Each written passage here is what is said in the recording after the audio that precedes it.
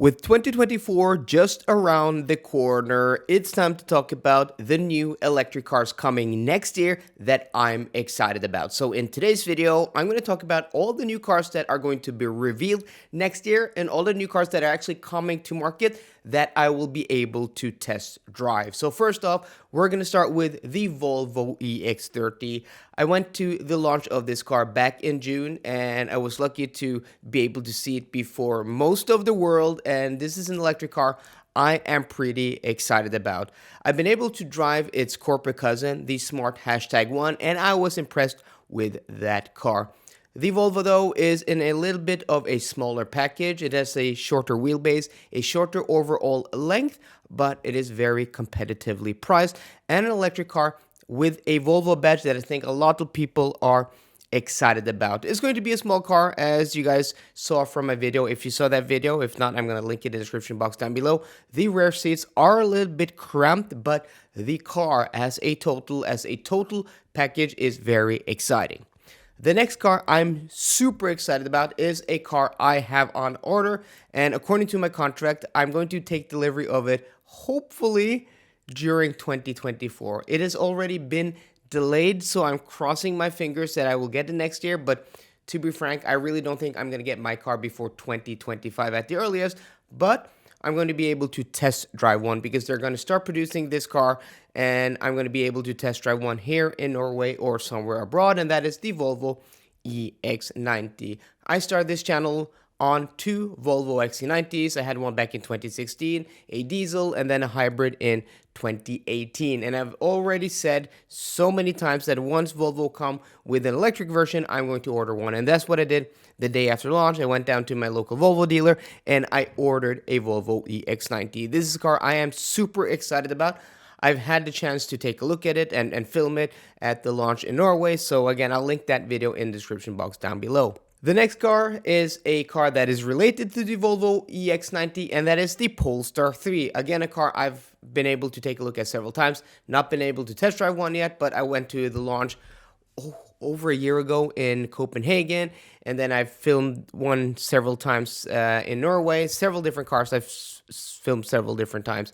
And this car I'm super excited about test driving. I'm not going to buy this myself, I think, but who knows, maybe when I drive one, I'm going to fall in love with it. But for me, the Volvo EX90 is a much more interesting proposition, a more traditional SUV. But I'm still super excited about the Polestar 3 and what it has to offer.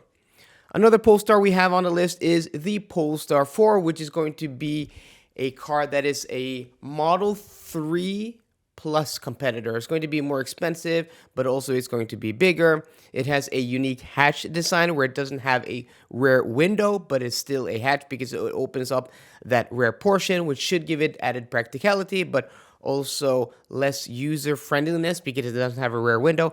Overall, a very exciting car, a car I haven't had a chance to look at, and hopefully we're going to get to test drive one of those at the end of 2024. Then we have another car with a brand that has become very close to my heart in the past 2 years. Also another car I actually have on order, and that is the Porsche Macan, the new one, which is going to be all electric. We've seen photos of this, we've seen camouflage car photos of this, and this is going to be revealed very, very soon. It's going to be built on the PPE platform, the premium platform electric for other Porsches and Audi products, and it's going to be a car that's going to be priced cheaper than a Porsche Taycan, which is a car I drive daily. So this is going to be very interesting. Is this a car I'm actually going to buy and take delivery of?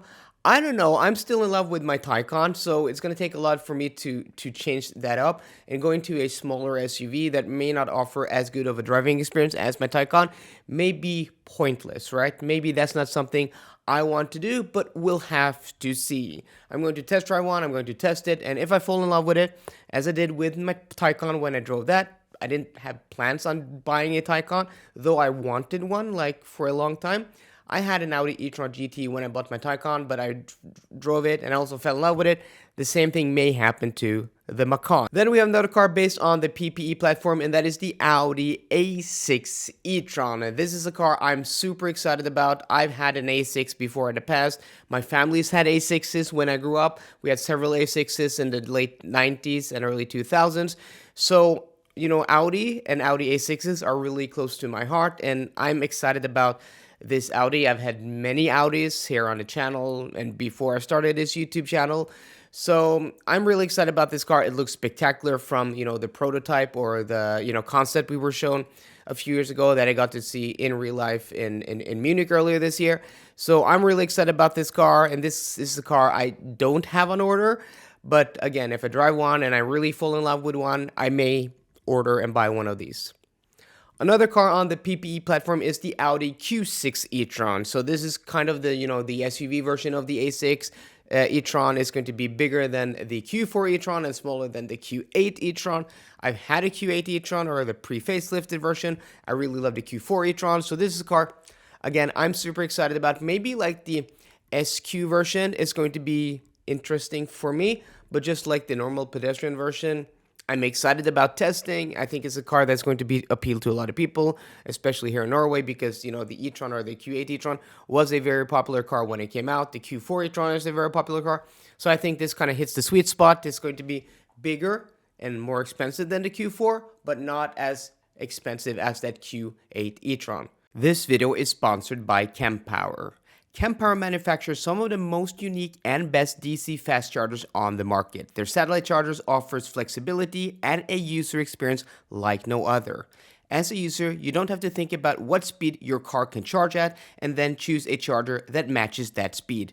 Kempower satellites with their load balancing system does all of this for you. All you have to do is connect and let Kempower do the rest. A huge thanks to Kempower for sponsoring this video. Then we have the Jeep Wagoneer S. Again, I like Jeep. Jeep is the brand that I've been fond of, forever. My mother had a Jeep Grand Cherokee when I was a kid, so that's also a car that is, kind of close to my heart. And I love that car. It was like dark blue. It was a limited dark blue with like a beige interior. Really love that car. That was an awesome car that my mom drove around for a few years. And Jeeps, I've always liked Jeeps, but here in Norway, they haven't made a lot of sense because of the taxes we've had on petrol and diesel cars. We still have that, but making them, really expensive, and you can get, a Mercedes or an Audi or a BMW or a Volvo for the same price. The Jeep, which is, essentially a cheaper product and not as premium, has been as expensive or more expensive than the equivalent German competitors. So they haven't made a lot of sense here in Norway, but with this Wagoneer S, this electric Wagoneer, it may make a lot more sense. So I'm really excited to see what Jeep can bring to the table, if they can make it, kind of like a classic Jeep design and have, the off-road features and also the luxury features and also be a good EV. This may be an interesting car. And if I really like one, this may be something I want instead of something like a Volvo EX90. Then we have the Kia EV3, which is also a very exciting car that's going to be revealed in 2024. It's a small, compact electric car to compete with something like a Volkswagen ID.3. I'm excited to see what Kia can do here in this space. I'm a huge fan of the Kia EV6. I got to drive the EV9, just a few weeks ago. I really like that car, and I'm going to be testing that car more over New Year's. So I'm excited about the EV3. Another electric car is an electric car that I've been waiting for years for. I always wanted a car from this brand, but I've never taken the chance. And when I've had, the means, I've thought there were other better competitors, and that is the Range Rover electric. So I got to drive the new Range Rover last year in diesel form when it came out, and I was blown away. That car is so special to look at, to drive, to sit in. And this electric version is going to be all of that, but just electric. Driving it as a diesel after driving electric cars for a lot of years just felt like going backwards in time.